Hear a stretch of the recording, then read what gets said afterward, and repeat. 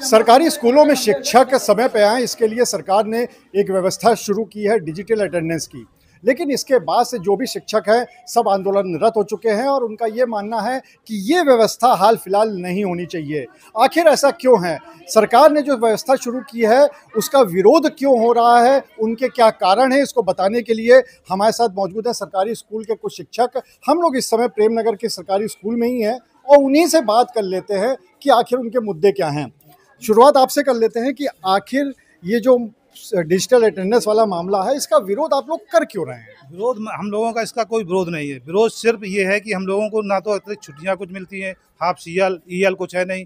बरसात हो जाती, पानी भर जाता है, आदमी गेट के बाहर खड़ा रहता है, अंदर नहीं आ सकता है। जबकि उसमें आता है कि बाउंड्री की फ़ोटो लो, स्कूल की फ़ोटो लो कमरे की, फिर अटेंडेंस लगती है। ऐसी स्थिति में हम लोग कैसे दे पाएंगे अटेंडेंस? इसलिए हम लोग चाहते हैं कि हमें कुछ हाफ सीएल 15 और 30 ईएल दी जाएँ।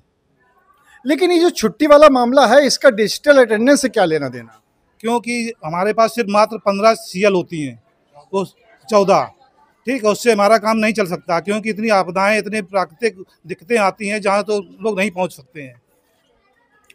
ये मामला कुछ कारण समझ में नहीं आया ठीक से। आप अगर इसे ठीक से समझाना चाहें कि छुट्टियों की बात अलग हो गई, अटेंडेंस की बात अलग हो गई। अटेंडेंस पे केवल हमको बांधा जा रहा है, ठीक है ना। हम पे 14 अधिकारी हैं, हम पे 14 अधिकारी मुझे सीन करते आए। हम चोर हैं फिर भी सरकार को अभी भी हम पे शक है क्या? हमने ऐसा तो कभी काम किया नहीं। हम काम कर रहे थे, काम कर रहे हैं, काम करते हैं, काम करते रहेंगे, ठीक है ना। हमारी सुविधाओं पे आप नहीं ध्यान दे रहे हैं, ठीक है। जो हमारा शिक्षक 40 किलोमीटर दूर रहता है, उस पर आप सुविधा ध्यान नहीं दे पा रहे हैं। आप 40 किलोमीटर से वो कैसे समझ आ पाएगा? कभी ना कभी महीने में एक दिन तो लेट हो जाएगा ना। उस पर आपने क्या विचार किया? आपने उस पर आपने कोई विचार नहीं किया। खाली आपने अपना फरमान जारी कर दिया और आप इस पे हमें पाबंद कर रहे हैं। ये पाबंद करना गलत है। ये जो पाबंद कर रहे हैं, इनका ये कहना है कि पहले सुविधाओं पे ध्यान देना चाहिए और उसके बाद इस तरह की चीज़ें लानी चाहिए। आप लोग महिलाएं हैं, महिला टीचर्स हैं, आप लोग को भी दिक्कत होती है या दिक्कत हो रही है इस आदेश से? मतलब डिजिटल अटेंडेंस जो आया है, इस जो आदेश की अवहेलना नहीं कर रहे हैं हम लोग बस ये चाह रहे हैं, जैसा कि अभी सर ने बताया है कि जो हमारे पास जो पूरे साल हमें सीएल मिलती है वो केवल 14 मिलती हैं। अगर मान लीजिए बारिश हो गई है, अगर आप चाह रहे हैं, मान लीजिए 7:30 बजे का स्कूल है, आप अब घर से निकले, मान लीजिए हम लोग नगरीय क्षेत्र में हैं, तो हम लोग आधे घंटे पौन घंटे पहले निकलेंगे।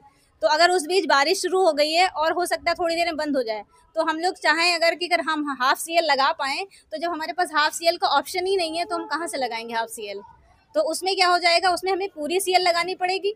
वो भी अगर आपके पास टाइम है, जैसे हमारा अगर स्कूल 8 बजे का है तो हमें मानव संपदा पोर्टल पर 7:45 तक मतलब अपनी छुट्टी जो है वो अप्लाई कर देनी होती है। अगर आप 45 से 46 पे भी हो गए, 8:45 से अगर आपका टाइम 8:46 भी हो गया तो वो पोर्टल नहीं लेगा।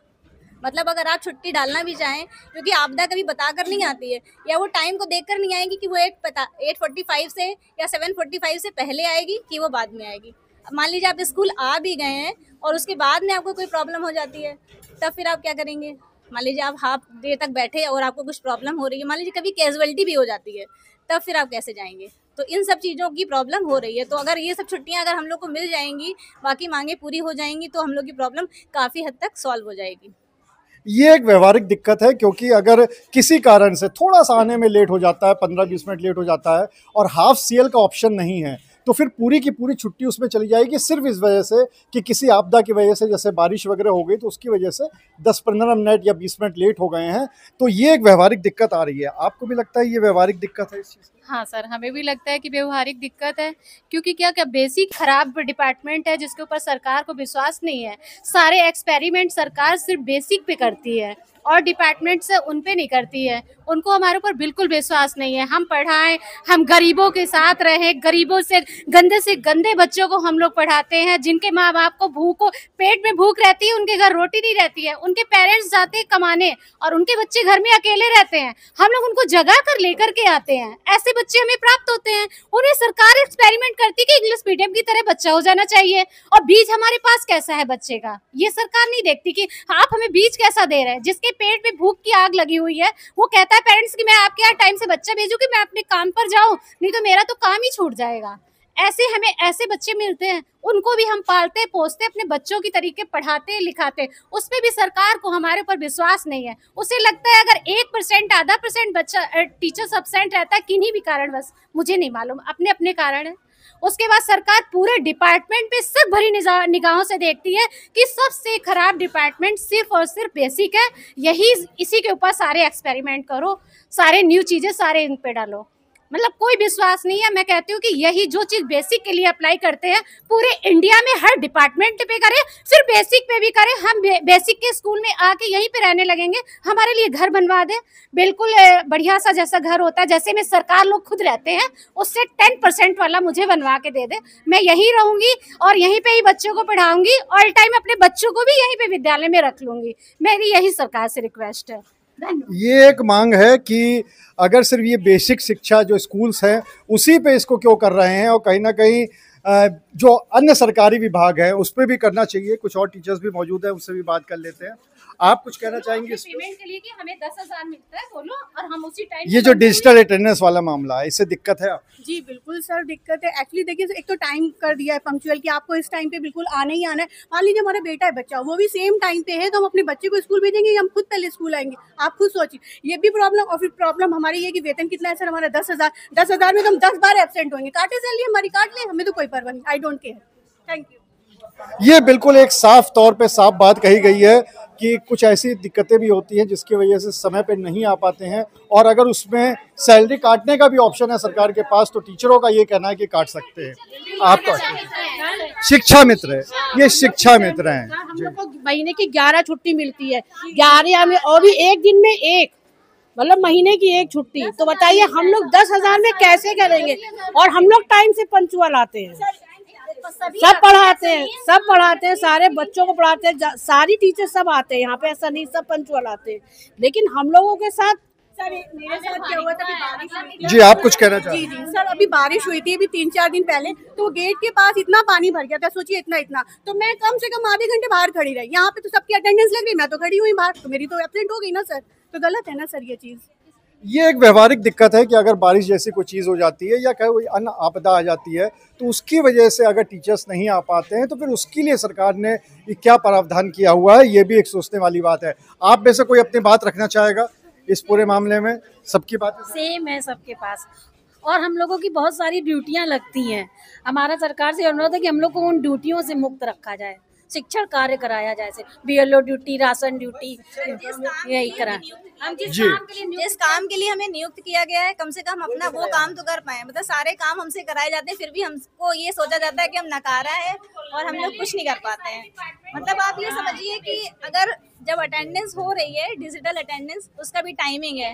इस टाइमिंग पे है कि इस टाइमिंग पे आपको अटेंडेंस दे देनी है। मान लीजिए उस टाइम पे कुछ नेटवर्क इशू आ जाता है और आप प्रेजेंट हैं स्कूल में, लेकिन आप उसमें आपकी फोटो नहीं आ रही है, मतलब वो आपका कैप्चर नहीं कर रहा है। जो भी डिवाइस दी गई हमको, अगर उसमें कैप्चर नहीं हो रही तो आपको एब्सेंट माना जाएगा।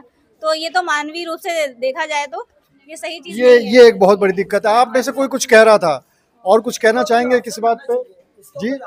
जी इसको कोई ऑप्शन आना चाहिए। अगर इन केस कोई भी आपदा आ जाती है या कोई समस्या जाती है तो हमारी हाजिरी का किसी और प्रकार से ही मान ली जाए।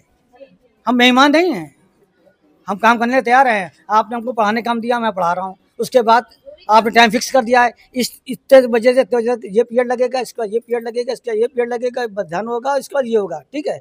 उसके बाद आप तमाम आदेश हम पे लाद देते हैं, जाइए फील्ड में वर्क करिए, जा करके गणना करिए, जनगणना करिए, जो भी जनगणना है सब आप हम पे देते हैं। संचारी करिए जा करके, आप ये करिए, वो करिए, टाइम तो फिक्स है ना मेरा, हम अपने टाइम काम करते हैं। आप अधिकारी लोग हमसे टाइम पे टाइम सूचनाएं मांगते रहते हैं, वही देनी पड़ती है हमें। हम क्या पूरा 24 घंटे मजदूर नहीं है ना, हम पे ध्यान दीजिए। हम सूचना देने को तैयार हैं, हम अपने अटेंडेंस देने को तैयार हैं, मगर आप हमारा ख्याल रखिए, हम आप ख्याल रखेंगे। आप कुछ कहने जा रही थी? हाँ सर, जो हमारे डिपार्टमेंट पे 1% हो सकता है आधा % हो, जो लोग मतलब सुचारू रूप से जॉब पे नहीं आ रहे हैं या देर से आते हैं या अपना मतलब शिक्षण कार्य वो नहीं करते हैं, उन लोगों के अविश्वास के कारण हमारे 100% लोगों के ऊपर सरकार अविश्वास धारण कर रही है। तो मैं ये चाहती हूँ कि उन्हीं लोगों पे शिकंजा कसे, अपने अधिकारी को भेज करके उन पे शिकंजा कस के उनको फील्ड से हटाएं, ना कि आप एक मछली की वजह से पूरे तालाब को आप बिल्कुल अपने शिकंजे में कस लें। एक मछली की वजह से पूरे तालाब को जो गंदा करती है उस पे सब पे शिकंजा कसने की जरूरत नहीं है। और कुछ व्यवहारिक दिक्कतें भी शिक्षकों ने बताई है कि सबसे बड़ी बात तो ये है कि अगर कुछ आपदा हो जाती है जैसे बारिश वगैरह, तो उसमें अगर फंस जाते हैं तो फिर टाइम पे अगर आने में लेट हो जाता है तो क्या करें। अगर 10-15 मिनट का लेट हो जाता है तो पूरी सीएल चली जाएगी, तो उसका क्या ऑप्शन है। तीसरी बात यह है कि अगर ये डिजिटल डिवाइस है, अगर इसमें कोई दिक्कत आती है तो उसका एक ऑप्शन भी सरकार को रखना चाहिए कि अगर डिवाइस पे नहीं हो पा रहा है तो फिर दूसरी डिवाइस क्या।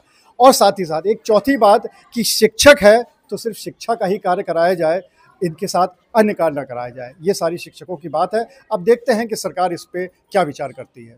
अनुराग अग्रवाल, TV9 कानपुर।